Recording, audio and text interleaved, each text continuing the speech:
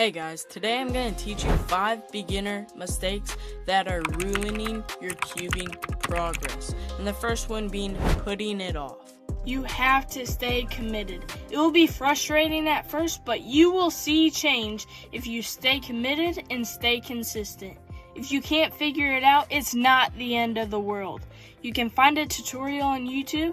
If you have 5 extra minutes in your day, put it to cubing and just work on getting faster at your algorithms. And just having this extra time dedicated to cubing will help you out a lot. Number 2 is making minor mistakes. I have 5 of these, so let's jump in. Number 1 is excessive cube rotations. This is moving your cube around for no reason. This takes up so much time. Number 2 is ignoring look ahead. Solving the cube piece by piece leads to pauses and slower solves, which is not good at all.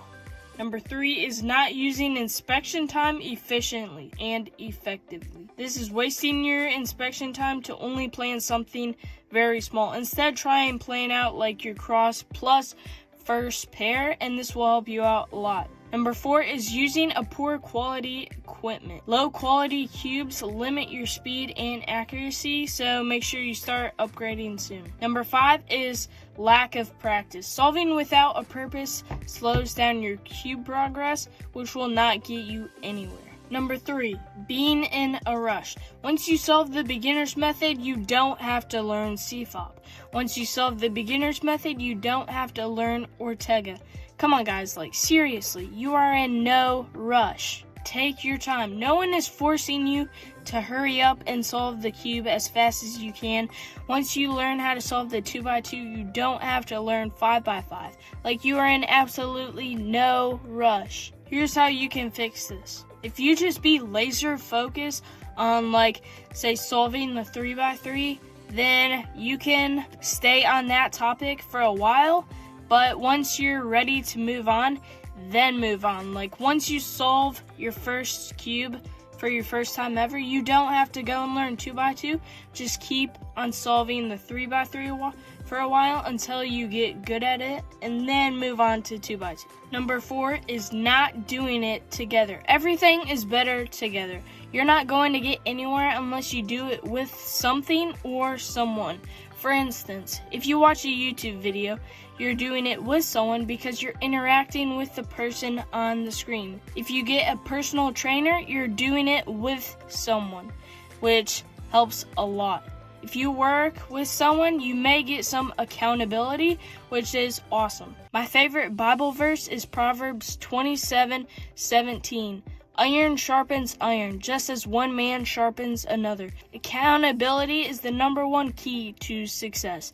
Trust me, it works. Here's how you can get better at this. Find a family member or a friend and start cubing with them and ask them if there's anything you should be getting better on, which will help a lot. Number 5 is focusing on one thing only.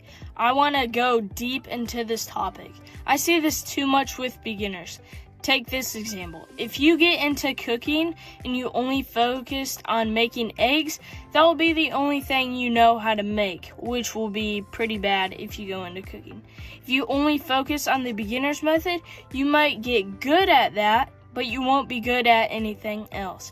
My challenge for you today is don't just focus on one thing. Go out and find something you can improve on. It can apply to mostly all niches and hobbies. You might say, are you just saying I shouldn't narrow down on one thing and get good at that? I'm not saying that at all. I'm all in on being laser focused on something.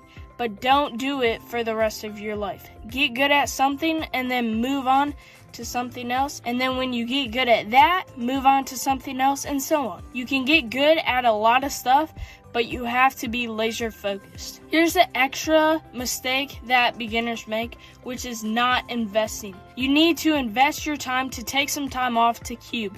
Invest your money to get a better cube, and invest your resources.